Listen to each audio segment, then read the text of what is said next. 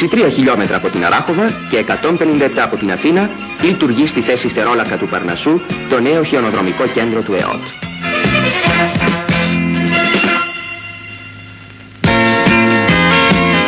Σε υψόμετρο 1650 και 2000 μέτρα υπάρχουν οργανωμένες πίστες για μικρούς και μεγάλους, για αρχάριους και πεπειραμένους και ακόμη ένα πλήρες δίκτυο χιονοδρομικών αναβατήρων για τη μεταφορά των σκιέρ στις αφετηρίες των διαδρομών.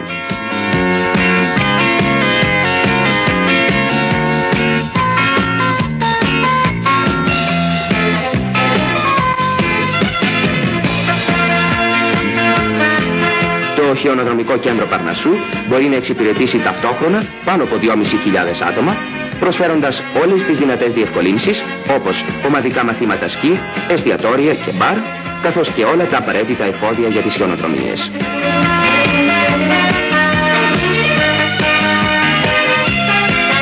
Οι αναβατήρες και τα τελεσιέζ μεταφέρουν τους φίλους του ωραίου σπορ στα 2.000 μέτρα, από όπου ξετυλίγεται και η μεγάλη κατάβαση του χιονοδρομικού κέντρου. Σημειωτέων ότι στο φτερόλακα τα χιόνια διαρκούν μέχρι το Μάιο.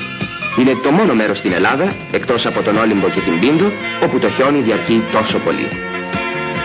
Η ομορφιά του λευκού τοπίου, η αναλλαγή των εικόνων, ο ήλιγκος της ταχύτητας, ο καθαρός αέρας και το αίσθημα απελευθερώσεως από το άγχος της καθημερινής ζωής είναι οι βασικοί λόγοι που βοητεύουν και εχμαλωτίζουν όλους εκείνους που δοκιμάζουν το συναρπαστικό αυτό σπορ.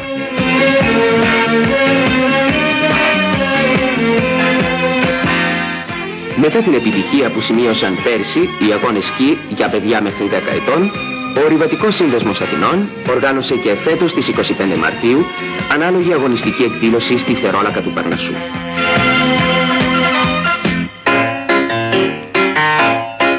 Στους αγώνες που είχαν αθλοθετηθεί από τον ΕΟΤ πήραν μέρος παιδιά από 5 μέχρι 10 ετών.